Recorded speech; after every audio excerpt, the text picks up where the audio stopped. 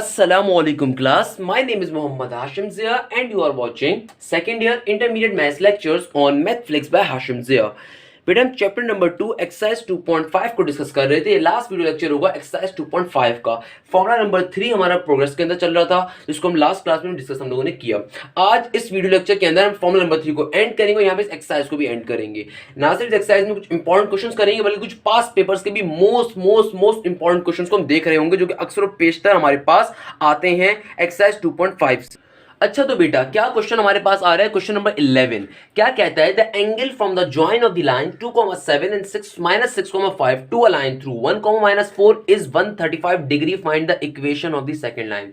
मैं आपको दो बातें क्लियर कर देता हूं मेरा बेटा। मैंने आपको पहले भी ये बात बहुत तरीके से क्लियर करवाई थी। एंगल वाले क्वेश्चंस हम लोगों ने एक्सरसाइज 2.4 के लास्ट के अंदर पढ़े थे कि angle between the two intersecting line के किस तरीके से वहां पे स्लोप के फॉर्मूलाज को अप्लाई करते हैं। देखो मेरा बेटा, अगर कभी भी आपके क्वेश्चन के अंदर एक टॉपिक दूसरे टॉपिक से मर्ज होकर आ रहा है, इसका मतलब क्या होगा कि आपके वहां पे एक से ज्यादा कॉन्सेप्ट यूज होंगे। अब देखो पहले तो इस क्वेश्चन को समझने से पहले आपको क्लियर हो जानी चाहिए बात। इक्वेशन का जिक्र भी आ रहा है, यानी कि एक्सरसाइज 2.5 का कॉन्सेप्ट भी है।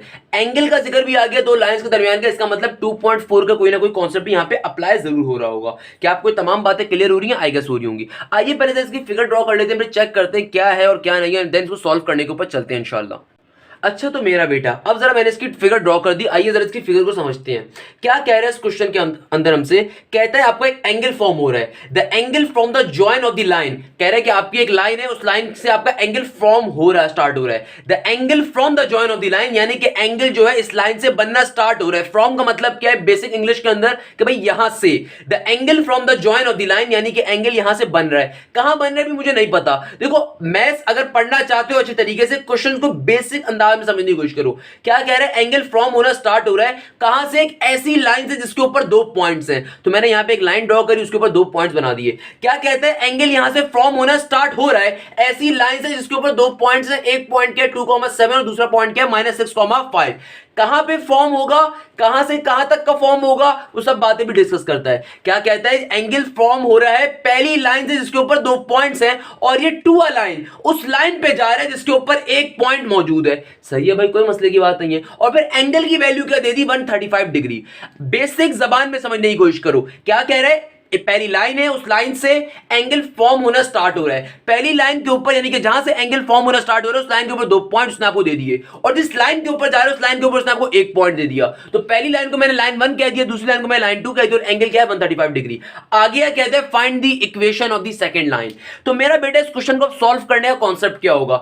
आपसे इस पर्टिकुलर क्वेश्चन में दो कॉन्सेप्ट यूज हो रहे हैं। पहला कॉन्सेप्ट तो क्या? इक्वेशन बनानी है। किसकी इक्वेशन बनानी है? इस लाइन 2 की। कैसे बनाएंगे लाइन 2 की इक्वेशन? तो मेरा बेटा अभी तक हम क्या डिस्कस कर रहे थे? Formula number 3। क्या होता है फॉर्मूला नंबर 3? एक पॉइंट अगर पता हो और एक स्लोप हमें पता होना चाहिए। तो मेरा बेटा देखो, लाइन 2 की इक्वेशन ड्रॉ करनी है। लाइन 2 के ऊपर उसका पॉइंट तो हमें गिवन है, यानी कि 1,-4, मगर क्या नहीं गिवन? स्लोप। तो इस स्लोप को फाइंड करेंगे। पहले कैसे फाइंड करेंगे स्लोप को? ये जो एंगल वाली बात करी गई है, मजाक मस्ती में नहीं करी गई है। मैंने आपको एक्सरसाइज 2.4 के लास्ट के अंदर हमने टॉपिक पढ़ा था, क्या था? Angle between the two intersecting line. यानी कि कभी भी दो लाइंस के दरमियान अगर एंगल फॉर्म हो रहा होगा तो स्लोप का क्या कंडीशन होती है, स्लोप का क्या फॉर्मूला होता है। केस 1 केस 2 दोनों पढ़ाए थे मैंने आपको, याद है या भूल गए? याद है ना वो? तो क्या करेंगे, आपको यहां पे एंगल दिया हुआ है, लाइन 1 का स्लोप हम फाइंड कर लेंगे m1। तो उस पर्टिकुलर फॉर्मूला को यूज करते हुए हम पहले लाइन 2 का स्लोप निकालेंगे। उस फॉर्मूला को यूज करते हुए लाइन 2 का स्लोप निकालेंगे, और फिर लाइन 2 के ऊपर पॉइंट एक वैसे ही गिवन है, तो जब पॉइंट भी आ जाएगा और स्लोप भी आ जाएगा तो सिंपल तरीके से लाइन 2 की इक्वेशन बना लेंगे। सर बहुत कॉम्प्लिकेटेड कर रहे हैं आप, तो कोई मसले की बात नहीं बेटा। अभी क्वेश्चन सॉल्व करेंगे तो आपके जहन में सारे के सारे कॉन्सेप्ट्स आ जाएंगे, और कोई मसले मसाइल होंगे सब दूर हो जाएंगे। तो मेरा बेटा सबसे पहले काम क्या करते हैं, लाइन 1 का स्लोप फाइंड कर लेते हैं। लाइन 1 का स्लोप क्या होगा? हमारे पास m1 होगा। तो इस बात को यहां पे कैसे लिखेंगे? सबसे पहले लिखेंगे let L1 and L2 be the two given lines. Let L1 and L2 be the two given lines. Let L1 and L2 be the two given lines. Let L1 and L2 be the two given lines. सही है। अब क्या करना चाह रहे हैं? अब line 1 का पहले स्लोप निकालते हैं। Let M1 be the slope of line 1। अच्छा भाई, तो लाइन वन के ऊपर 2 पॉइंट्स आपको गिवन है, तो लाइन वन का स्लोप कैसे पहले निकाल लेंगे? सिंपल एंड पॉइंट स्लोप फॉर्मूले के जरिए। लाइन वन के 2 पॉइंट्स मुझे क्या गिवन है? पहला पॉइंट गिवन है 2,7, दूसरा पॉइंट क्या गिवन है? -6,5। पहले पॉइंट को हमेशा हम क्या कहते हैं मेरा बेटा? x1, y1। दूसरे पॉइंट को हमेशा हम क्या कहते हैं? x2, y2। क्या फाइंड करना चाह रहे हैं?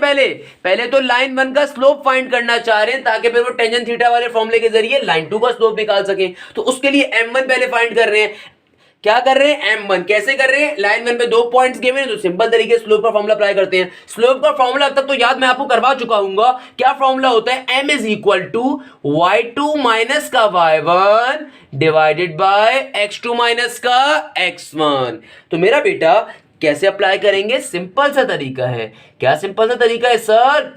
y2 की वैल्यू क्या गिवन है आपको? 5, y2 में आ जाएगा 5 माइनस का साइन।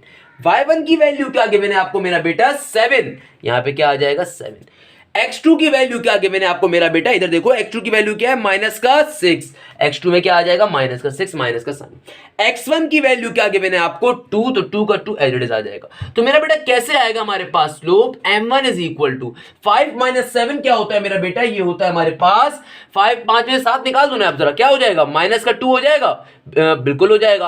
और -6 माइनस 2 क्या होगा मेरा बेटा? ये आ रहा होगा -6 माइनस 2 माइनस का 8। माइनस से minus cancel out, 2 1 jar 2, 2 4 jar 8। तो बेसिकली मेरे पास m1 के स्लोप की वैल्यू क्या आ रही होगी? 1 डिवाइडेड बाय 4। m1 के स्लोप की वैल्यू क्या आ रही होगी? 1 divided by 4।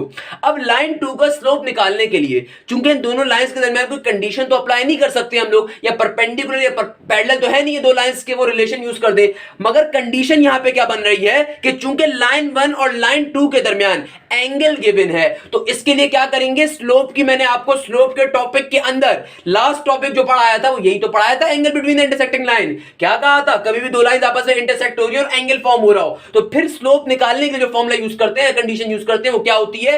Tangent theta is equal to m2 minus m1 divided by 1 plus m1 m2, या फिर tangent theta is equal to m1 minus m2 divided by 1 plus m1 m2। यही याद करवाया था? बिल्कुल करवाया था। तो m1 का स्लोप निकाल लिया। अब देखो आपके पास लाइन 1 से एंगल जा रहा है लाइन 2 की जानिब, तो पहले तो लिख देंगे late m2 be the slope of line 2। let m2 be the slope of line 2। फिर कैसे फाइंड करेंगे मेरा बेटा? बहुत सिंपल सा तरीका है। क्या सिंपल तरीका है? चूंकि एंगल L1 से L2 की जानिब बढ़ रहा है, तो फॉर्मूला क्या बन जाएगा हमारा? फॉर्मूला भी याद करवाया था आपको मैंने, tangent theta is equal to किसकी जानिब एंगल आ रहा है? लाइन 2 की जानिब। लाइन 2 का स्लोप क्या होता है? m2। m2 minus m1 divided by 1 plus m1 m2। क्या आपको थीटा गिवन है क्वेश्चन में? बिल्कुल गिवन है। क्या वैल्यू गिवन है थीटा की बेटा आपको? ये गिवन है 135, तो क्या बन जाएगा? टेंजेंट 135। m2 के अंदर m2 की चूंकि वैल्यू निकालनी है तो एज इट इज रहेगा माइनस का साइन। m1 का स्लोप हमने क्या फाइंड करा? अभी करा लाइन 1 का स्लोप, यानी कि m1 क्या वैल्यू आई उसकी? 1 डिवाइडेड बाय 4। और फिर यहां पे क्या रहेगा? 1 प्लस अगेन m1 की क्या वैल्यू आई हमारी? 1 डिवाइडेड बाय 4, और m2 जिसकी वैल्यू निकालनी है वो एज इट इज रहेगा। टेंजेंट 135 का आंसर बहुत कॉमन होता है, बड़ा मशहूर होता है। आपको नहीं आता, कैलकुलेटर से निकाल सकते हैं। माइनस का 1 होता है। क्या होता है? माइनस का 1 होता है। ऊपर भी एलसीएम लोगे, नीचे भी एलसीएम लोगे। ऊपर जब एलसीएम लोगे तो देखो इस m2 के नीचे कुछ भी नहीं है, तो क्या है? 1 है। सिंपल तरीके से क्रॉस मल्टीप्लीकेशन के जरिए एलसीएम ले लोगे। बच्चों वाली बातें होती है बेटा। अब ये कैसे क्रॉस मल्टीप्लीकेशन जरिए एलसीएम लेंगे? नीचे वाली दोनों टर्म्स आपस में मल्टीप्लाई हो जाएंगे, तो क्या बन जाएगा? 4 का 4। ये 4 अपने क्रॉस में जाके m2 से मल्टीप्लाई होगा, तो ऊपर क्या बन जाएगा? 4m2। ये 1 अपने क्रॉस में जाके ऊपर मल्टीप्लाई होगा, तो क्या बन जाएगा? और बीच में साइन क्या था? माइनस का, तो क्या बन जाएगा? 4m2 माइनस का 1। अब नीचे भी इसी तरीके से आप लोग क्या करेंगे? एलसीएम लेंगे। कैसे लेते हैं एलसीएम बेटा? नीचे वाली दोनों चीजें आपस में मल्टीप्लाई होंगी, और फिर हर चीज अपने अपोजिट में जाके ऊपर वाले टर्म से मल्टीप्लाई होती है, तभी उसको क्रॉस मल्टीप्लीकेशन कहते हैं, for taking an LCM method. अच्छा, नीचे भी क्रॉस मल्टीप्लिकेशन लूंगा, क्या बन जाएगा? अच्छा, एक यहां पे जो है ना लेजेंड बच्चे हरकत करते हैं। क्या करते हैं भाई? कहते हैं सर ये m2 जो है 1 डिवाइड बाय 4 से मल्टीप्लाई हो रहा है। मैं एक हरकत आपको बताता हूं जरा। क्या करते हैं यहां पे मेजॉरिटी अवाम बेसिक कॉन्सेप्ट्स अपने खराब करके बैठी हुई होती है ट्यूशन वाली बाजियों से पढ़ के। क्या ये गलती करती है कि सर यहां पे 1 डिवाइड बाय 4 जो है ना m2 से मल्टीप्लाई हो रहा है, तो जब ब्रैकेट हटेगा तो ये बन जाएगा m2 ऊपर भी आएगा और m2 नीचे वाले 4 के साथ भी आएगा। जी नहीं बेटा, इसका मतलब ये कि आप 5वीं जमात फेल है, अगर आपको ये कॉन्सेप्ट आपके जहन में आता है। मेरा बेटा अगर ऐसा होने लग जाए तो M2 से M2 तो कैंसिल आउट हो जाएगा, सिंपल 1/4 बचेगा, तो M2 कहां चला गया? ये कॉन्सेप्ट बिल्कुल गलत होता है बच्चों का। भाई जब कभी आप दो चीजों को मल्टीप्लाई करवाते हो तो सिर्फ ऊपर वाली चीज से टर्म मल्टीप्लाई होती है। क्लियर है आपको? तो क्या हो जाएगा नीचे, पहले तो अगर मैं आसान जबान में लिख दूं क्या बन जाएगा, 1 डिवाइडेड बाय M2 जब 1/4 से मल्टीप्लाई होगा तो क्या बन जाएगा, M2 डिवाइडेड बाय 4, 1 यानी कि 1 M2 हो गया इन अदर वर्ड्स। अब नीचे आप एलसीएम लोगे तो नीचे जब एलसीएम लूंगा तो क्या बन रहा होगा, माइनस का 1 यहाँ पे एडिड रहा, अभी ऊपर को भी मैं नहीं छेड़ता, ऊपर क्या बन रहा है 4M2 माइनस का 1, नीचे क्या है 4 है, और नीचे यहाँ पे जब एलसीएम लूंगा तो एलसीएम लेने का क्या तरीका मैंने आपको बताया, नीचे वाली दोनों चीजें आपस में मल्टीप्लाई होती हैं और ये 4 अपने क्रॉस में जाके ऊपर मल्टीप्लाई होगा तो क्या बन जाएगा 4 1 4, प्लस का साइन एडिड रहेगा, ये जो 1 है ये अपने क्रॉस में जाके ऊपर मल्टीप्लाई होगा तो क्या बन जाएगा M2 का M2। अब इस 4 से ये वाला 4 क्या हो जाएगा, कैंसिल आउट, तो आपके पास फाइनली ये क्या आ रहा होगा, माइनस का 1 इक्वल टू 4M2 माइनस का 1 डिवाइडेड बाय 4 प्लस M2, क्या आ रहा होगा 4 प्लस M2। अब ये पूरी की पूरी टर्म यहां पे डिवाइड हो रही है, वहां पे जाके क्या हो जाएगी, सिंपल मल्टीप्लाई हो जाएगी। तो ये क्या बन जाएगा मेरा बेटा, ये बन जाएगा जब 4 प्लस M2 जाके माइनस के 1 से मल्टीप्लाई होगा तो ये क्या फॉर्म हो जाएगा, माइनस का 4 माइनस का M2 और इक्वल टू के दूसरी तरफ क्या मौजूद है ऊपर, 4M2 माइनस का 1, क्या मौजूद है 4M2 माइनस का 1। अब ये क्या हो जाएगा, तमाम M2 वाली टर्म्स को जरा एक साइड पे कर देते हैं, कांस्टेंट टर्म्स को एक साइड पे कर देते हैं। तो मेरा बेटा माइनस के M2 को वहां सेंड कर देता हूं, क्या बन जाएगा प्लस का M2, माइनस के 1 को इक्वल टू के सेंड कर दूंगा, क्या हो जाएगा वहां पे आके प्लस का 1। तो ये क्या बन रहा होगा, ये बन जाएगा माइनस का 4 प्लस का 1 और इक्वल टू के दूसरी तरफ क्या है 4M2 एज इट इज, और माइनस का M2 जब वहां पे भेजूंगा तो क्या बन जाएगा प्लस का M2। माइनस 4 प्लस 1 क्या होता है, माइनस का 3, और 4M2 प्लस M2 क्या होता है 5M2। तो मेरा बेटा ये क्या बन रहा होगा, ये जो 5 है ये M2 से मल्टीप्लाई हो रहा है, इक्वल टू के दूसरे जाके क्या हो जाएगा डिवाइड। तो फाइनली हमारे पास M2 के स्लोप की वैल्यू, लाइन 2 के स्लोप की वैल्यू क्या आ रही होगी, माइनस का 3 डिवाइडेड बाय 5, क्या आ रही होगी, माइनस का 3 डिवाइड बाय 5। अब फाइनली हम लोगों ने लाइन 2 का स्लोप भी निकाल लिया और लाइन 2 का पॉइंट तो पहले से ही गिवन था, तो लाइन 2 की इक्वेशन अब हमें बनानी है। तो देखो किस तरीके से जो मैं आपसे बात कहता था कि एक्सरसाइज 2.2 2.4 के कॉन्सेप्ट बेतहाशा आगे एक्सरसाइज में यूज होंगे 2.5 के अंदर, तो देखो सारी वही बातें हैं। ये कॉन्सेप्ट हमारे पास आता है 2.4 के अंदर, बट ये कॉन्सेप्ट यहां पे भी यूज हो रहा है और ये क्वेश्चन पेपर में बेतहाशा पूछा जाता है, मैथफ्लिक्स इंपॉर्टेंट क्वेश्चन है। अब क्या करेंगे, अब सिंपल तरीके से इक्वेशन बनानी है, तो लाइन 2 के ऊपर पॉइंट पहले से गिवन है और स्लोप भी हम लोगों ने लाइन 2 का निकाल लिया, तो लिख देंगे इस बात को यहां पे, now for the equation, now for the equation.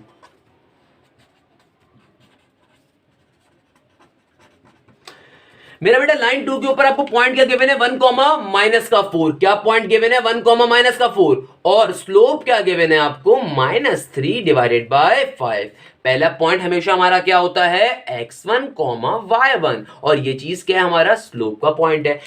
And slope point formula याद है या भूल गए, आई गेस आपको याद होगा, क्या होता है मेरा बेटा स्लोप पॉइंट फॉर्मूला, ये होता है सिंपल सा y minus y1 equal to m into x minus का x1।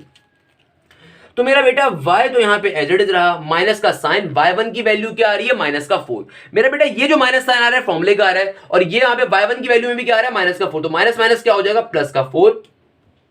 m यानी कि स्लोप की वैल्यू क्या है माइनस का 3 डिवाइड बाय 5, और फिर क्या आ रहा है x माइनस का x1, x1 की वैल्यू क्या आ रही है मेरा बेटा 1। तो ये क्या बन जाएगा, यहां पे जो 5 है ये यहां पे डिवाइड हो रहा है, इक्वल टू के दूसरी तरफ जाके दोनों टर्म से क्या हो जाएगा मल्टीप्लाई, तो ये क्या फॉर्म करेगा 5 5 प्लस का 5 4 जा 20 इक्वल टू का साइन, जब ब्रैकेट ओपन करूंगा तो -3 दोनों टर्म से आगे क्या हो जाएगा मल्टीप्लाई, तो ये क्या फॉर्म करेगा माइनस का 3x माइनस माइनस प्लस का 3। तमाम टर्म जो इक्वल टू के दूसरे मौजूद है उनको एक तरफ शिफ्ट कर देते हैं, चूंकि x की साइड के ऊपर x यहां पे चूंकि नेगेटिव था तो x वाली साइड को मैं दूसरी साइड के ऊपर शिफ्ट कर रहा हूं, तो यहां पे 5 5 प्लस का 20 तो एज इट इज रहा, जब माइनस का 3x इक्वल टू के दूसरी तरफ जाएगा तो क्या बन जाएगा प्लस का 3x, और जब प्लस का 3 इक्वल टू के दूसरी तरफ जाएगा तो क्या बन जाएगा माइनस का 3 इक्वल टू 0। तो मेरा बेटा क्या बन रहा होगा हमारे पास 3x प्लस का 5 5, पॉजिटिव के 20 माइनस 3 कितना होता है पॉजिटिव का 17 इक्वल टू 0, और इस तरीके से यहां पे हमारे पास इस पर्टिकुलर क्वेश्चन की इक्वेशन ड्रॉ हो गई। इस तरीके से हमारे पास इस क्वेश्चन की पर्टिकुलर इक्वेशन ड्रॉ हो गई जो कि हमें फाइनली रिक्वायर्ड थी। तो मेरा बेटा क्या क्वेश्चन का कॉन्सेप्ट है, क्वेश्चन का कॉन्सेप्ट बहुत अच्छा है, एक साथ दो पर्टिकुलर कॉन्सेप्ट यूज हो रहे थे कि भाई सबसे पहले तो आपसे कह रहा है कि दो लाइनें आपस में इंटरसेक्ट करती हैं, पहली लाइन से दूसरी लाइन की जानिब एंगल बन रहा है, क्योंकि क्या लिखा हुआ था angle from the first line या एंगल फ्रॉम द लाइन, एक एंगल ड्रॉ हो रहा है इस लाइन से जिस लाइन के ऊपर 2 पॉइंट्स मौजूद थे ये वाले, और जिस लाइन के ऊपर जा रहे हैं उस लाइन के ऊपर खाली 1 पॉइंट गिवन था। एंगल की वैल्यू गिवन थी 135 डिग्री, और क्वेश्चन आपसे कहते हैं कि भाई जो दूसरी लाइन है जिसके ऊपर एंगल जा रहा है उसके ऊपर आपको क्या निकालो, उसकी इक्वेशन निकाल लो। तो सबसे पहले हम लोगों ने लाइन 1 के जरिए दोनों पॉइंट्स के जरिए उसका स्लोप निकाल लिया, क्योंकि लाइन 1 का स्लोप क्या होता है m1, तो हमने m1 की वैल्यू निकाल ली। और फिर चूंकि यहां पे एंगल वाला कॉन्सेप्ट आ रहा तो हमने स्लोप का एंगल वाला फॉर्मूला अप्लाई कर दिया, angle between the intersecting line का, और वहां से हम लोगों ने दूसरी लाइन का स्लोप निकाला। एंड देन जब दूसरी लाइन का स्लोप भी आ गया और पॉइंट पहले से गिवन, तो सिंपल तरीके से हम लोगों ने क्या कर दिया बेटा, इस पर्टिकुलर लाइन के ऊपर इसकी इक्वेशन को ड्रॉ कर दिया। तो यहां पे हम लोगों ने एक इंपॉर्टेंट क्वेश्चन कंप्लीट करा। आइए अब जरा कुछ और क्वेश्चंस को देखते हैं। अच्छा तो बेटा अब हमारे पास एक पास पेपर का मैं आपको क्वेश्चन करवाने वाला हूं। ये क्वेश्चन एक बहुत इंपॉर्टेंट क्वेश्चन और बहुत अच्छे कॉन्सेप्ट का हामिल है। काइंडली अभी फिगर को मत देखिएगा, अभी पहले क्वेश्चन पढ़ते हैं। क्या कह रहा है क्वेश्चन का कॉन्सेप्ट बेताशा इंपॉर्टेंट, और मेजॉरिटी आवाम इस क्वेश्चन को सॉल्व नहीं कर पाती जब भी पेपर में आता है। क्या कह रहा है, the point 2,3 is the foot of the perpendicular draw from the origin to a straight line, find the equation of this line. क्या कह रहा है, अब जरा क्वेश्चन को आसान जबान में समझाता हूं फिगर के जरिए। क्वेश्चन में आपसे कहा जा रहा है कि आपके पास एक पॉइंट है 2,3 एक लाइन के ऊपर। क्या कह रहे हैं, आपके पास जो आपका पर्टिकुलर पॉइंट 2,3 है ये फुट के ऊपर है, एक परपेंडिकुलर के जो ड्रॉ हो रहा है आगे। क्वेश्चन कहता है कि भैया आपकी एक लाइन है, उस लाइन के ऊपर एक पॉइंट है 2,3, और ये पर्टिकुलर लाइन एक और लाइन से कैसे रिलेशन ड्रॉ करती है, परपेंडिकुलर। और जिस लाइन से परपेंडिकुलर ड्रॉ कर रही है वो बेसिकली इक्वेशन के जाके मैच करती है या फिर इक्वेशन के ऊपर जाके ड्रॉप हो रही है। ये क्या लफ्ज लिखा हुआ है, द पॉइंट 2,3। ये जो पॉइंट 2,3 है ये एक फुट है। किसका फुट है, एक परपेंडिकुलर बेस लाइन का। यानी कि कहा जा रहा है कि भैया आपके पास जो पॉइंट 2,3 है एक परपेंडिकुलर वाली लाइन है, उसका फुट है। इसको मैंने लाइन 1 कह दिया। यानी कि मुझसे कहा जा रहा है कि मेरे पास एक लाइन है, उस लाइन का फुट। फुट क्या होता है, हमारी जिस्म का आखिरी हिस्सा। यानी कि हमारे जिस्म का आखिरी हिस्सा क्या होता है मेरे बेटा, हमारा पैर। तो क्या कह रहे हैं, जो पॉइंट 2,3 है ये एक लाइन का फुट है। क्या है, एक लाइन का फुट है। और इस लाइन के दूसरे किनारे के बारे में क्या हिदायत आपको गिवन है कि ये ड्रॉप हो रहा है ओरिजिन से। यानी कि इस पर्टिकुलर लाइन का जो दूसरा एंड है वो बेसिकली ओरिजिन से ड्रॉप हो रहा है, यानी कि ओरिजिन से निकल रहा है। तो हमने इस लाइन को क्या कह दिया, L1।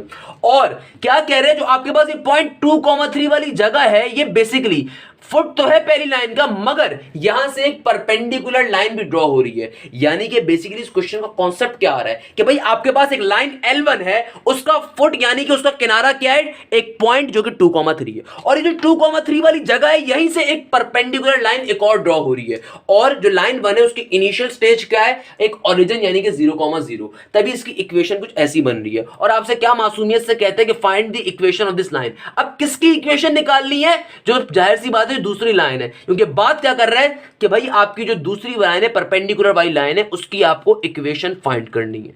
तो मेरा बेटा हमें जिस लाइन की इक्वेशन निकालनी है उसके ऊपर हमें एक पॉइंट तो गिवन है 2,3। ये 2,3 वाला जो पॉइंट है ना सिर्फ लाइन 1 का होगा बल्कि लाइन 2 का भी होगा, क्योंकि लाइन 1 के फुट के ऊपर है, यानी कि लाइन 2 भी यहां से स्टार्ट हो रही है, तो ऑब्वियसली लाइन 2 के ऊपर भी एक पॉइंट है। तो हमें इस लाइन के ऊपर एक पॉइंट तो मौजूद है मगर क्या नहीं मालूम, स्लोप नहीं मालूम है। जो सबसे पहले काम में करेंगे लाइन 1 से स्लोप निकालेंगे। अब बच्चा परेशान हो जाता है, सर लाइन 1 से स्लोप कैसे निकालेंगे, लाइन 1 पे भी देखें एक ही पॉइंट है। नहीं मेरा बेटा, लाइन 1 पे एक पॉइंट नहीं है, 2 पॉइंट है। सर कैसे, अगर आपको अभी तक कैसे समझ में नहीं आया तो यानी कि आपने क्वेश्चन तरीके से नहीं देखा। क्वेश्चन के अंदर यह बात वाज़ेह तौर पे लिखी हुई है कि इस लाइन का एक पॉइंट तो 2,3 और दूसरा पॉइंट, चूंकि ये ओरिजिन से निकल रही है, लाइन ओरिजिन से ड्रॉप हो रही है, तो दूसरा पॉइंट क्या होगा, 0,0। तो सबसे पहला काम में करेंगे लाइन 1 से स्लोप को फाइंड करेंगे। चूंकि दोनों लाइन का रिलेशन क्या है, परपेंडिकुलर, तो दूसरी लाइन के ऊपर स्लोप को कन्वर्ट करवा देंगे परपेंडिकुलर रिलेशन यूज करते हुए। एंड देन दूसरी लाइन के ऊपर पॉइंट भी मौजूद है, जब स्लोप भी आ जाएगा तो फाइनली अपनी इक्वेशन को फॉर्म कर लेंगे। तो भैया आइए जरा सॉल्व करने में चलते हैं। क्या लिखूंगा मैं यहां पे, let L1 and L2 be the two given lines.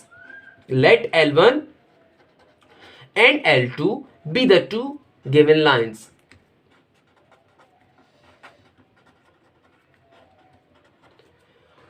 We have to find the equation of line 2. We have to find the equation of line 2.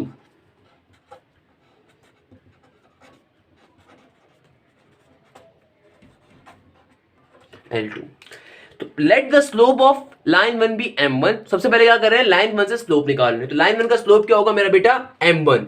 Late m1 be the slope of line 1। let m1 be the slope of line 1। I guess मैं question का concept वो clear करवा चुका हूं। अगर किसी बच्चे को कोई भी इश्यू है तो इंशाल्लाह वो साथ साथ वैसे ही क्लियर हो जाएगा, नहीं तो लास्ट में आपको मेरा तरीका पढ़ाने का पता है, मैं लास्ट में एक बार रिव्यू जरूर करवाता हूं अपने क्वेश्चन को।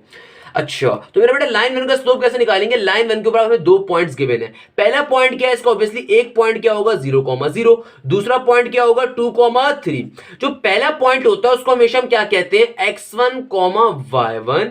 और जो दूसरा पॉइंट होता है उसे हमेशा हम क्या कहते हैं? x2, y2। तो मेरा बेटा सिंपल तरीके से स्लोप का फॉर्मूला यूज करेंगे। क्या आपको स्लोप का फॉर्मूला याद है या आप लोग भूल चुके हैं? क्या होता है? m is equal to y2 minus y1 divided by x2 minus का x1। तो क्या करेंगे? सिंपल तरीके से चीजों को पुट कर देंगे। मेरा बेटा लाइन वन का स्लोप है तो क्या कहेंगे? m1 कहेंगे। y2 की वैल्यू देखो आपके पास क्या आ रही है? y2 की वैल्यू क्या आ रही है? 3। y2 में आ जाएगा 3 माइनस का साइन। y1 की वैल्यू क्या आ रही है? 0। अच्छा भाई, x2 की वैल्यू क्या आ रही है? 2 आ रही है, तो 2 का 2 आ जाएगा माइनस का साइन। x1 की वैल्यू क्या आ रही है? अगेन 0 आ रही है x1 की वैल्यू भी। तो आपके पास फाइनली m1 के स्लोप की वैल्यू क्या आ जाएगी? 3 डिवाइडेड बाय 2। क्या आ जाएगी मेरा बेटा? 3 डिवाइडेड बाय 2। अब क्या करेंगे? लाइन वन का स्लोप निकाल लिया। चूंकि ये दोनों लाइंस आपस में परपेंडिकुलर रिलेशन रखती हैं, तो मेरा बेटा लाइन वन का जो स्लोप है उसको कन्वर्ट करवाएंगे लाइन टू के स्लोप के ऊपर। कैसे कन्वर्ट करवाएंगे? परपेंडिकुलर रिलेशन को यूज करते हुए स्लोप के। तो क्या लिखूंगा यहां पे? Since line 1 is perpendicular to line 2, hence L1 is perpendicular to line 2। तो क्या कह सकता हूं? जब कभी दो लाइंस आपस में परपेंडिकुलर होती हैं तो मेरा बेटा उनके स्लोप का प्रोडक्ट हमेशा बराबर होता है -1 के।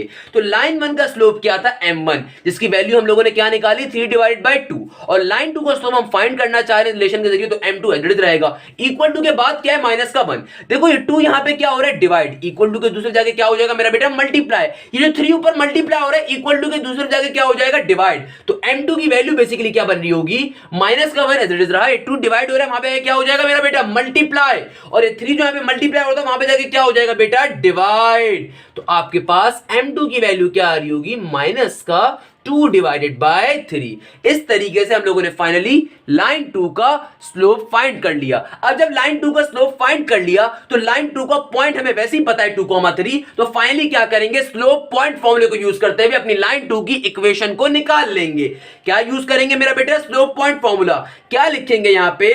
Now for the equation. कैसे निकालेंगे मेरा बेटा? हमारे पास लाइन 2 के ऊपर एक पॉइंट क्या आ रहा है? 2,3। और स्लोप की वैल्यू क्या आ रही है? माइनस का 2 डिवाइड बाय 3। पहला पॉइंट हमेशा हमारे पास क्या होता है? x1, y1। दूसरा पॉइंट क्या होता है? दूसरी चीज क्या है हमारे पास? यहां पे स्लोप। तो स्लोप को m से डिनोट करते हैं। सिंपल तरीके से इक्वेशन ड्रॉ करते हैं। इक्वेशन का फॉर्मूला यानी कि क्या है भाई? y माइनस का y1 equal to m x minus का x1।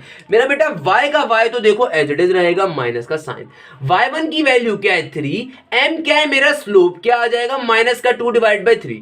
x की वैल्यू क्या है? 2 माइनस का साइन, सॉरी x तो यहां पे एज इट इज रहेगा, माइनस का साइन। x1 की वैल्यू क्या आ रही है हमारे पास? 2 का 2 एज इट इज।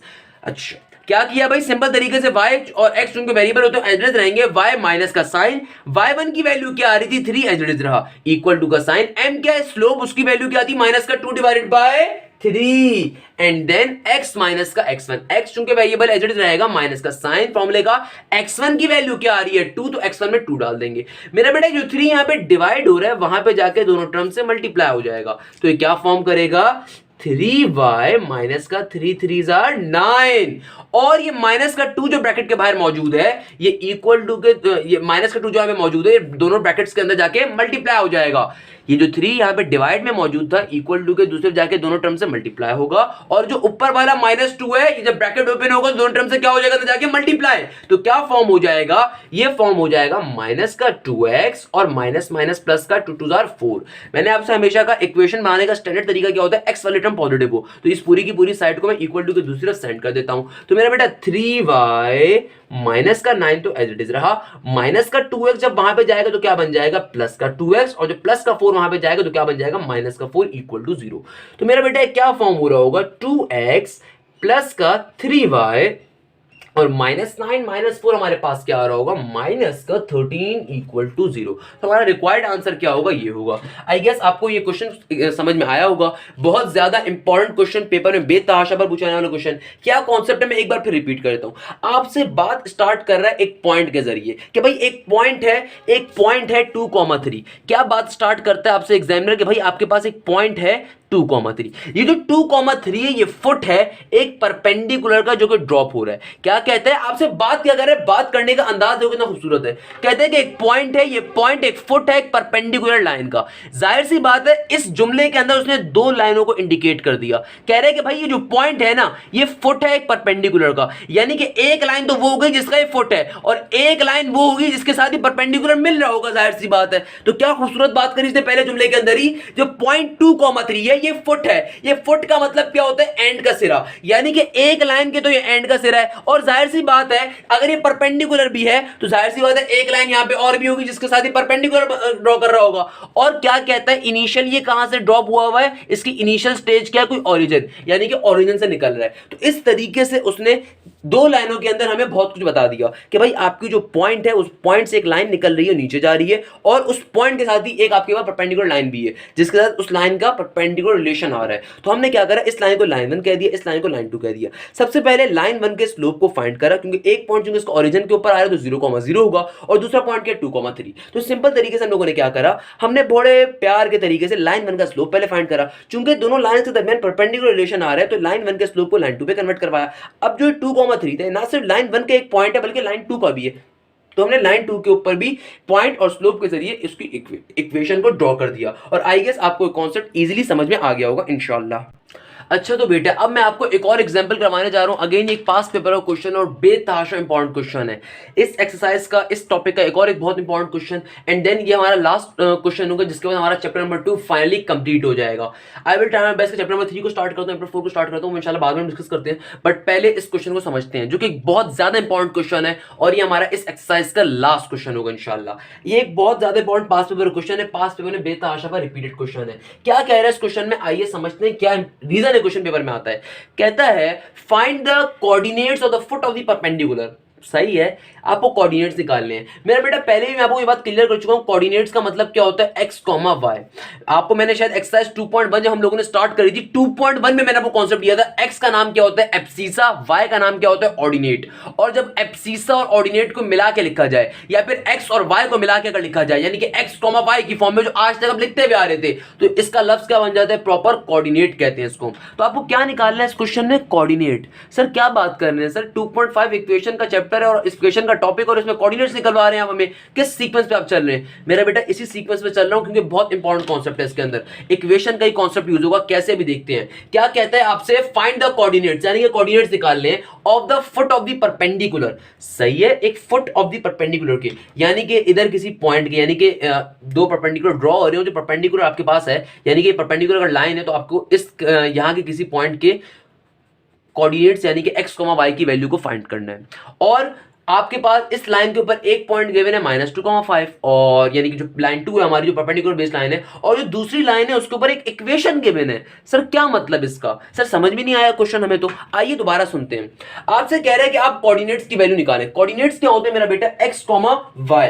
पहले नंबर को तो इस बात को क्लियर करें। सही है, किसके कोऑर्डिनेट्स निकालने, परपेंडिकुलर वाली लाइन के फुट के, जो परपेंडिकुलर वाली लाइन है उसके फुट के कोऑर्डिनेट्स निकालने हैं। और ये जो लाइन है चूंकि परपेंडिकुलर वाली लाइन है तो परपेंडिकुलर का मतलब क्या है, एक लाइन और होगी भाई। अगर कोई लाइन दूसरी लाइन के परपेंडिकुलर तभी होगी ना जब एक लाइन और दो लाइन आपस में परपेंडिकुलर रिलेशन ड्रॉ कर रही होंगी। तो कितनी लाइनें होंगी, दो लाइनें होंगी। जो दूसरी लाइन है उसकी इक्वेशन दे रहा है हमें क्या, 3x + y + का 11 = 0। सर समझ में नहीं आया कैसे करेंगे। मेरा बेटा क्वेश्चन बहुत इंपॉर्टेंट है, बड़े मजे का क्वेश्चन है। देखो निकालना क्या है आपको जो परपेंडिकुलर वाली लाइन है, जो परपेंडिकुलर ड्रॉ कर रही है, इसके फुट का एक कोऑर्डिनेट निकालना है। कोऑर्डिनेट का मतलब x, y। और इस लाइन का दूसरी लाइन से रिलेशन क्या है, जाहिर सी बात है परपेंडिकुलर तो एक और लाइन होगी, उसकी उस लाइन की आपको इक्वेशन गिवन है। तो मेरा बेटा किस कॉन्सेप्ट पे इसको सॉल्व करेंगे, ये आपका फर्स्ट ईयर का जरा एक कॉन्सेप्ट यहां पे यूज होगा। कि आप लोगों ने फर्स्ट ईयर के अंदर चैप्टर नंबर 3 के अंदर इक्वेशन वाले जो क्वेश्चन होते थे, आई गेस 3.6 और 3.4 के अंदर दो इक्वेशन को सॉल्व करना सीखा है। बिल्कुल सीखा है सर। क्या मतलब उसका, मेरा बेटा दो इक्वेशन को हम सॉल्व करते हैं तभी तो हमारे पास कोऑर्डिनेट की वैल्यू आती है। यानी कि एग्जामिनर पहले चाहता है कि हम पहले इस लाइन की इक्वेशन निकालें एंड देन उस इक्वेशन को इस इक्वेशन के साथ साइमल्टेनियसली सॉल्व करके अपने x और y की वैल्यू को फाइंड करें। सर आपकी बात थोड़ी थोड़ी समझ में आई है, पूरी समझ में नहीं आई है, तो मैं जल्दी से दोबारा रिव्यू करवा दूं। इस क्वेश्चन में आपसे क्या कहा जा रहा है, आपको दो लाइनें गिवन है, पहली लाइन जो परपेंडिकुलर ड्रॉ कर रही है दूसरी लाइन के ऊपर, और जो लाइन परपेंडिकुलर ड्रॉ कर रही है आपको उसके फुट की कोऑर्डिनेट्स निकालने, यानी कि एक्स और वाई की वैल्यू को फाइंड करना है। पहले नंबर के ऊपर तो आपने इस कॉन्सेप्ट को ध्यान में रखना है।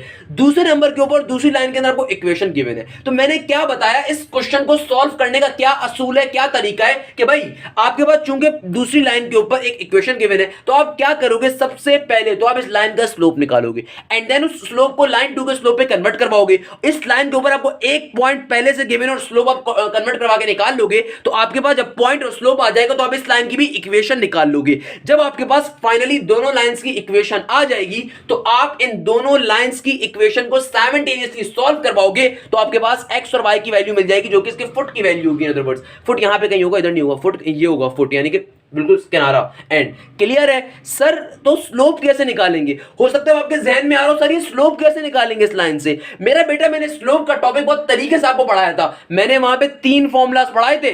जब इंक्लिनेशन गिवन हो तब स्लोप का क्या फॉर्मूला होता है, जब एंड पॉइंट गिवन हो तब स्लोप का क्या फॉर्मूला होता है, और एक तीसरे नंबर पे भी फॉर्मूला था कि जब कभी इक्वेशन गिवन हो तो उस इक्वेशन से स्लोप कैसे निकालते हैं। तो आज के इस क्वेश्चन में उस कॉन्सेप्ट को यूज करेंगे, इसीलिए क्वेश्चन पेपर में आता है, बच्चा चकरा के रह जाता है।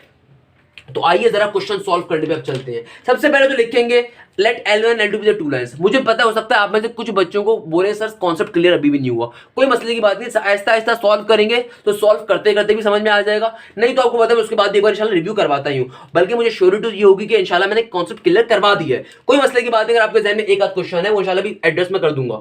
अब देखो आपके पास 2 लाइनें आ रही हैं। पहली लाइन क्या है, let L1 and L2 be the two given line. Let L1 and L2 be the two given lines. Let L1 and L2 be the two given lines. सबसे पहले हम लाइन 1 का स्लोप निकाल लेते हैं। कैसे निकालेंगे मेरा बेटा, मैं लिख देता हूं यहां पे, we have to find the slope of line 1. We have to find the slope of line 1. We have to find the slope of line 1 that will be obviously m1. अब लाइन 1 के ऊपर आपको एक इक्वेशन गिवन है। क्या equation given है मेरा बेटा आपको? ये गिवन है 3x प्लस का y प्लस का 11 इक्वल टू 0। इसको अपनी इक्वेशन अल्फा भी कह देते हैं और इससे स्लोप निकालना है। मेरा बेटा मैंने आपको स्लोप के 3 फॉर्मुलास पढ़ाए थे, उनमें से एक फॉर्मुला क्या था, काइंडली पेज मत पलटिएगा, मैंने आपको लिखवा चुका हूं, आपको याद होना चाहिए था। क्या इक्वेशन, क्या मैंने आपको लिखवाया था स्लोप का फॉर्मुला? ये कभी भी आपको इक्वेशन के जरिए, लीनियर इक्वेशन के जरिए स्लोप निकालना हो तो उसका एक फॉर्मुला होता है। क्या फॉर्मुला होता है? m is equal to minus coefficient of x divided by coefficient of x divided by coefficient of y। क्या होता है? Coefficient of y। क्या फॉर्मूला होता है? m is equal to negative coefficient of x divided by coefficient of y। आइए जरा इस फॉर्मूले को यूज करते हैं मेरा बेटा। हमारी इक्वेशन क्या आ रही है? 3x प्लस वाई प्लस का 11 इक्वल टू 0। तो मेरा बेटा m इज इक्वल टू क्या हो जाएगा? m is equal to negative का साइन फॉर्मूले का कोफिशिएंट ऑफ x का मुराद क्या होता है? कोफिशिएंट कहते हैं किसी भी वेरिएबल के साथ लिखे गए नंबर को। तो कोफिशिएंट ऑफ x का मतलब क्या है? x के साथ क्या नंबर लिखा हुआ है? 3। तो क्या हो जाएगा? कोफिशिएंट ऑफ x 3 का 3 एज आ जाएगा। फिर नीचे डिवाइड में क्या? Coefficient of y। Coefficient of y क्या होता है? y के साथ लिखा गया नंबर। तो यहां पे y के साथ चूंकि कुछ भी नहीं लिखा हुआ, अगर कुछ भी नहीं लिखा होता तो क्या लिखा हुआ है? इसका मतलब 1 लिखा हुआ है। तो हमारे पास यहां से स्लोप क्या आ जाएगा? m1। इन अदर वर्ड्स क्या आ जाएगा? माइनस का 3। हमारे पास m1 की वैल्यू क्या आ जाएगी? माइनस का 3। क्योंकि जो इक्वेशन गिवन है लाइन 1 की गिवन थी हमें, तो हमने इस पर्टिकुलर इक्वेशन के जरिए लाइन 1 का स्लोप निकाल लिया। अब चूंकि दोनों लाइंस आपस में क्या है? परपेंडिकुलर है, तो लाइन 1 के स्लोप को कन्वर्ट करवा दूंगा मैं लाइन 2 के स्लोप को। इस क्वेश्चन के अंदर 90% काम सेम ही है, सिर्फ ये कोऑर्डिनेट्स वाली बात नहीं है। तो बच्चा परेशान होकर क्वेश्चन ही सॉल्व नहीं करता। भाई कोई नया चीज नहीं है, सिंपल तरीके से लाइन 1 का स्लोप निकाल लिया, उसको लाइन 2 पे कन्वर्ट करवा दोगे। कैसे कन्वर्ट करवाओगे? दोनों का आपस में रिलेशन क्या? परपेंडिकुलर है, तो परपेंडिकुलर रिलेशन को यूज करते हुए कन्वर्ट करवाएंगे। क्या लिखेंगे? Since line 1 is perpendicular to line 2, since line 1 and line 2 are perpendicular, since line 1 and line 2 are perpendicular, hence line 1 is perpendicular to line 2। so क्या लिखेंगे? जब कभी दो लाइंस आपस में परपेंडिकुलर होती हैं तो स्लोप की कंडीशन क्या होती है? m1 multiply by m2 is equal to minus का 1। तो मेरा बेटा m1 की वैल्यू हम लोगों ने अभी निकाली, क्या है हमारे पास? m1 की वैल्यू माइनस का 3, मल्टीप्लाई का sign as it is. m2 की वैल्यू यानी कि लाइन 2 के स्लोप की वैल्यू अभी हमें फाइंड करनी है, हमें नहीं पता तो उसको भी फाइंड करना है, और माइनस का 1 एज इट इज रहा। सबसे पहले तो माइनस से से माइनस को मैं कैंसिल आउट करवा देता हूं। ये 3 जो यहां पे m2 से मल्टीप्लाई हो रहा है वहां पे जाके 1 से क्या हो जाएगा, डिवाइड। ये 3 यहां पे मल्टीप्लाई हो रहा है इक्वल टू के दूसरे पे जाएगा तो क्या हो जाएगा बेटा, डिवाइड हो जाएगा। तो आपके पास m2 की वैल्यू क्या आ जाएगी, 1 डिवाइडेड बाय 3। तो फाइनली हमारे पास m2 का जो स्लोप आ रहा होगा क्या आ जाएगा, 1 डिवाइड बाई 3। अब मेरे पास लाइन 2 के ना सिर्फ स्लोप की वैल्यू आ गई बल्कि इस पॉइंट की वैल्यू भी आ गई। इस पॉइंट तो पॉइंट में पहले से गिवन था और हमने लाइन 2 का स्लोप भी निकाल लिया। जब लाइन 2 का स्लोप भी मौजूद हो और पॉइंट भी मौजूद हो, किस बात का इंतजार है, इक्वेशन बना लेंगे। सारा काम पिछले जैसा है, इक्वेशन तक का काम तो नया नहीं है ना, कोऑर्डिनेट्स वाला काम नया होगा। मुझे पता है वो डिफिकल्ट आपको लग सकता है, तो यहां तक का काम तो पुराना ही है ना बेटा। सिंपल तरीके से लाइन 1 का स्लोप निकाला m1, उसको कन्वर्ट करवा दिया लाइन 2 का स्लोप के ऊपर। अब लाइन 2 का स्लोप भी आ गया और पॉइंट पहले से पता है तो क्या बना लोगे, इक्वेशन बना लोगे। तो इस बात को यहां पे कैसे लिखेंगे, now for the equation, now for the equation क्या पॉइंट आपको गिवन है लाइन 2 के ऊपर, -2,5 और स्लोप की वैल्यू क्या आई, 1 डिवाइडेड बाय 3। पहला पॉइंट हमेशा हमारा क्या होता है, x1, y1 और स्लोप क्या है m। सिंपल तरीके से क्या करेंगे, अपने पर्टिकुलर फॉर्मूला को यूज करेंगे, स्लोप पॉइंट फॉर्मूला को। क्या होता है मेरा बेटा formula, y minus y1 equal to m, यानी कि स्लोप x माइनस का x1, y माइनस का y1, y का y एज इट इज रहा, माइनस का y1। y1 की वैल्यू क्या आ रही है आपके पास, 5, क्या आ रही है 5 इक्वल टू का साइन। m क्या है स्लोप, उसकी वैल्यू क्या है आपके पास 1 डिवाइडेड बाय 3। x क्या है हमारे पास, एज इट इज रहेगा माइनस का साइन। x1 की वैल्यू क्या आ रही है, माइनस का 2। ये माइनस साइन फॉर्मूले का है, x1 वाला -2 क्या कर देगा, इसको पॉजिटिव 2 हो जाएगा। यहां पे माइनस माइनस क्या हो जाएगा, प्लस का 2। ये जो 3 यहां पे डिवाइड हो रहा है इक्वल टू के दूसरी तरफ जाके दोनों टर्म से क्या हो जाएगा बेटा, मल्टीप्लाई। तो क्या फॉर्म कर देगा, 3y माइनस का 5 3 15 और इक्वल टू के बाद यहां पे सिंपल 1x प्लस 2 से मल्टीप्लाई होगा तो क्या बन जाएगा, x प्लस 2 का एज इट इज रहेगा। अब दोनों ये दोनों टर्म जो आ रही है इनको इक्वल टू के दूसरे सेंड कर देंगे। क्या रीजन है, x वाली चीज आपको पॉजिटिव रखनी होती है, x को पॉजिटिव रखना होता है। तो भाई पॉजिटिव 3 जब वहां 3y वहां पे जाएगा तो क्या बन जाएगा, नेगेटिव का 3y, और जब नेगेटिव का 15 वहां पे जाएगा तो क्या बन जाएगा, पॉजिटिव का 15। तो फाइनली इक्वेशन क्या आ रही होगी मेरे पास, x माइनस का 3y, क्योंकि पॉजिटिव का 3y वहां पे जाएगा तो क्या हो जाएगा, नेगेटिव का 3y, प्लस का 2 यहां पे एज इट इज रहेगा और माइनस का 15 जब वहां पे जाएगा तो क्या बन जाएगा, प्लस का 15 इक्वल टू 0। तो फाइनली इक्वेशन क्या आ रही होगी, x minus 3y plus 2 plus का 15 क्या होता है मेरा बेटा, प्लस का 17 इक्वल टू 0। तो ये मेरे पास फाइनली लाइन 2 की क्या आ जाएगी, इक्वेशन। इसको हम बीटा कह देंगे, इसको हम क्या कह देंगे, बीटा कह देंगे। तो हम लोगों ने क्या करा, सबसे पहले जो लाइन 1 की इक्वेशन गिवन थी उसे अल्फा कह दिया था और फिर लाइन 1 की इक्वेशन के जरिए लाइन 1 का स्लोप फाइंड करा था। उस स्लोप को लाइन 2 के स्लोप पे कन्वर्ट कर दिया एंड देन जब स्लोप भी आ गया और पॉइंट भी आ गया तो लाइन 2 की इक्वेशन बना ली। मगर चूंकि क्वेश्चन के अंदर इक्वेशन नहीं मांगी हुई, क्या मांगा हुआ है, कोऑर्डिनेट्स। तो कोऑर्डिनेट्स निकालना या एक्स और वाई निकालना तो बच्चों का खेल है बेटा। जब कभी दो इक्वेशंस आ जाती हैं तो दो इक्वेशंस को साइमल्टेनियसली सॉल्व करेंगे तो बड़े मजे से हमारे पास क्या आ जाएंगी, एक्स और वाई की वैल्यू। सर ये साइमल्टेनियसली सॉल्व कैसे करते हैं, बहुत आसान तरीका है। इन दोनों में से किसी एक फैक्टर की वैल्यू को आप कैंसिल आउट करवाओगे, दूसरी चीज की वैल्यू आ जाएगी और फिर जिस चीज की वैल्यू आएगी उसको पहली या दूसरी इक्वेशन में डालोगे तो दूसरी चीज की वैल्यू भी आ जाएगी। क्लियर है, आओ मैं आपको करके बताता हूं कैसे करते हैं। पहली इक्वेशन का गिवन है 3x प्लस वाई प्लस का 11, उसको यहां पे डायरेक्टली मैं लिख देता हूं। क्या पहली इक्वेशन में गिवन है 3x प्लस का y प्लस का 11 इक्वल टू 0 और दूसरी इक्वेशन क्या है हमारे पास जो आई है x माइनस 3y प्लस का 17। दूसरी इक्वेशन क्या आई है, x माइनस का 3y प्लस का 17 इक्वल टू 0। ये इक्वेशन अल्फा है हमारी, ये इक्वेशन बीटा है। हमें x और y की वैल्यू चाहिए तो क्या करते हैं बेटा, इक्वल कोफिशिएंट मेथड को यूज करते हैं, यानी कि x या y में से किसी चीज को कैंसिल आउट करवाने के लिए मैं यहां पे चेक कर रहा हूं x की वैल्यू दोनों टर्म में सेम है। यहां पे 3x आ रहा है, यहां पे x आ रहा है, यानी कि x कैंसिल आउट नहीं कर सकते।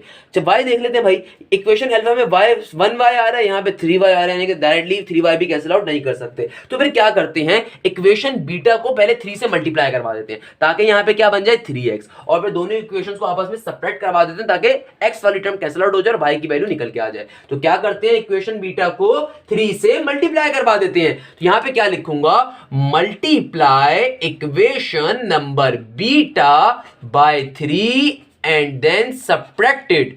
एक ही बार सारा काम कर रहे हैं ना क्योंकि, तो and then subtracted with equation alpha. Simple तरीके से सॉल्व करवा रहे हैं बेटा, जो क्लास 10 क्लास 11 में करते आ रहे हो आप लोग कि भाई सबसे पहले इक्वेशन बीटा को मल्टीप्लाई करवा रहे हैं 3 से पूरी इक्वेशन को ताकि यहां पे क्या बन जाए 3x और फिर इक्वेशन अल्फा में सब्ट्रैक्ट करवा देंगे ताकि 3x से 3x कैंसिल आउट हो जाए, हमारा y की वैल्यू आ जाए। And then subtract it with equation alpha.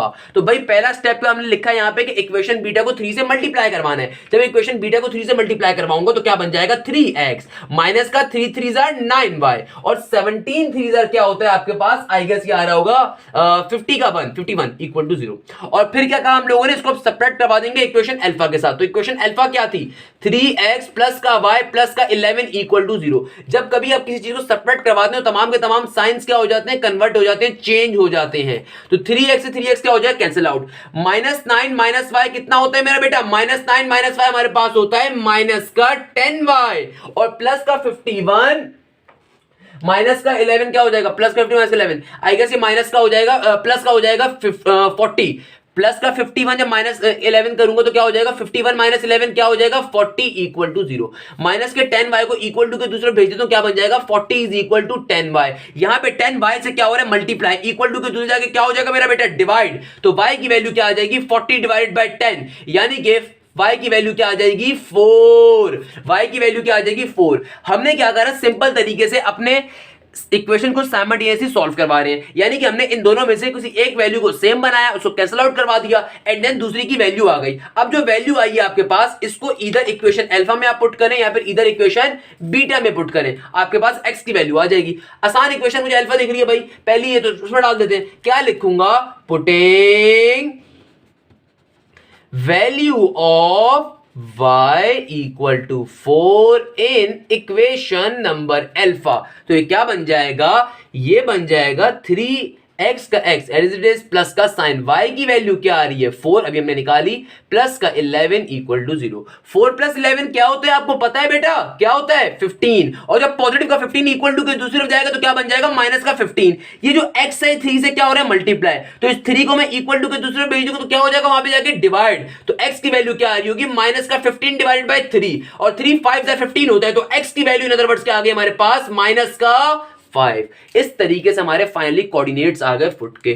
क्या आ गए भाई, लास्ट में रिजल्ट लिख देंगे, hence the coordinates of the foot are x, y equal to minus का 5, 4। क्या क्या कोऑर्डिनेट्स आए हैं, -5, 4। इस तरीके से हमारा क्वेश्चन सॉल्व हो गया। ना सिर्फ यहाँ पे क्वेश्चन हमारा सॉल्व हुआ बल्कि चैप्टर नंबर 2 भी कंप्लीट हुआ, एक्सरसाइज 2.5 भी कंप्लीट हुई।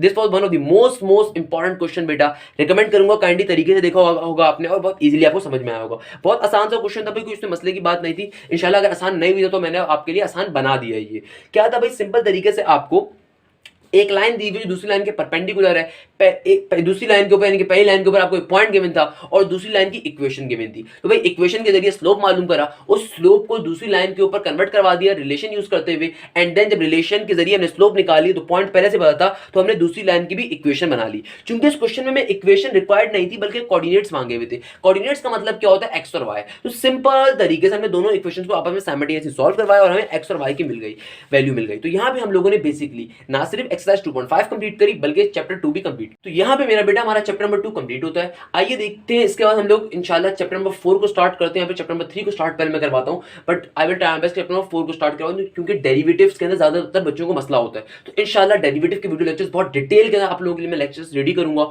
और करे हुए भी हैं बहुत सारे। तो इंशाल्लाह आहिस्ता आहिस्ता अब नेक्स्ट डे से वो अपलोड होना स्टार्ट हो जाएंगे ताकि आप तरीके से पढ़ते रहें। लास्ट में सिर्फ इतना कहूंगा मेरा बेटा, मैंने अपनी तरफ से पूरी तरीके से आपको पढ़ाया, पूरी तरीके से मेहनत करके आपको पढ़ाया। मैंने आपको हर क्वेश्चन को सॉल्व करवाया जो क्वेश्चन पेपर में आता है। मैं वो क्वेश्चन सॉल्व नहीं करवाता जो पेपर में नहीं आते हैं। अगर ऐसा क्वेश्चन हो जो कि इसका 2% भी आने का चांस होता है मैं उसको भी लाजमी सॉल्व करवाता हूँ। क्लियर है आपको। तो मैंने इस चैप्टर नंबर 2 को जब कंप्लीट करवा दिया, आपसे लास्ट में सिर्फ इतना कहूंगा काइंडली पास पेपर्स को बैठ के ज्यादा से ज्यादा सॉल्व करें। आप उस वक्त तक किसी भी चीज के एग्जाम्स को एस नहीं कर सकते या क्लियर नहीं कर सकते अच्छे नंबरों से जब तक कि आप उस पर्टिकुलर एग्जाम्स के पैटर्न से ना वाकिफ हो। तो काइंडली पास पेपर्स को बैठ के करिएगा। जब तक आप पास पेपर सॉल्व नहीं करेंगे ये फॉर्मूलाज ये क्वेश्चन आपको और अच्छे तरीके से नहीं आएंगे। तो लास्ट में इतना कहूंगा प्रैक्टिस करते रहें और अच्छे तरीके से इन क्वेश्चंस को देखते रहें और हाशिम साहब को इजाजत दें। इंशाल्लाह नेक्स्ट वीडियो लेक्चर आपके लिए और अच्छे तरीके से रेडी करूंगा।